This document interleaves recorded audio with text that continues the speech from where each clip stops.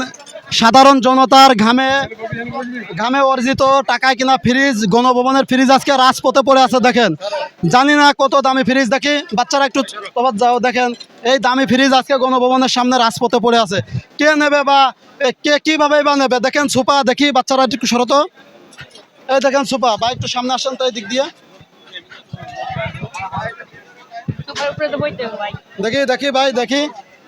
ও বাবা, গণভবনের সুপা। এই গণভবনের সুপা আসলে বসতি, এখানে বসার কোনো যোগ্যতা আমাদের না, আমরা সাধারণ জনতা। সেখানে দেখেন আজকে আমরা যোগ্যতা মনে হয় অর্জন করতে পারছি। ভাই কি মনে হয় এই সুপায় বসে? হ্যাঁ, আজকের এই বৈষম্য আন্দোলনের পক্ষে আজকে এই জন্যই আজকে আমরা এই সুপায় বসতে পারছি। এই জন্য বৈষম্য আন্দোলনের নেতা কর্মীদের শুভেচ্ছা জানাচ্ছি। আজকে সাধারণ মানুষ তারা আসি এই জায়গায় বসার, এই জায়গায় দেখার এবিলিটি অর্জন করছে সবাই।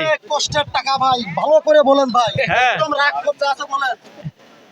রাখু আজকে বলার কিছু নাই। বিজয়ের জন্য সবাই আজকে, হ্যাঁ জয় হয়েছে, প্রাথমিকভাবে জয় হয়েছে। জয় যদি হয় তো এটা কি ফিক্স? ঠিক আছে, বলো বলো বলো। হ্যাঁ, দেশ কি স্বাধীন হয়েছে ভাই? হ্যাঁ ভাই, আমরা মনে করি এখন দেশ স্বাধীন। আমরা এই স্বৈরাচারের পতন চাই। এই যে টিভি, ফ্রিজ, মনিটর, খুশি। এই যে আসবাবপত্র, এই যে জনতার ঘাম জড়ানো টাকা দিয়ে কিনা, এখন নতুন যে সরকার আসবে তার কি পরিমাণ ডিমান্ড যেতে পারে? এটা আসলে হিসাব করে বলা যাবে না, আসলে কোটি কোটি টাকার খেলা। এরকম খুশি আসলে আমরা চাই এই জিনিসগুলো যারা নিয়ে গেছে তারা আবার ফেরত দেখ, এগুলো আবার সংরক্ষণ করা হোক। এদিকে একটা আমরা নতুন ফ্রিজ দেখতে পাচ্ছি, একদম নতুন ফ্রিজ। দেখেন দেখেন ভাই, দেখি দেখি আন্টি একটু ফ্রিজটা দেখাই। দেখি দেখেন ফ্রিজ পুরো ফাঁকা, কিন্তু এটা হলো ডিপ ফ্রিজ। এসব ফ্রিজের দাম মিনিমাম 1,20,30,000 টাকা হবে মিনিমাম, তারও বেশি হইতে পারে, দেখেন এই ফ্রিজ এখন রাজপথে পড়ে আছে, টেবিল রাজপথে পড়ে আছে।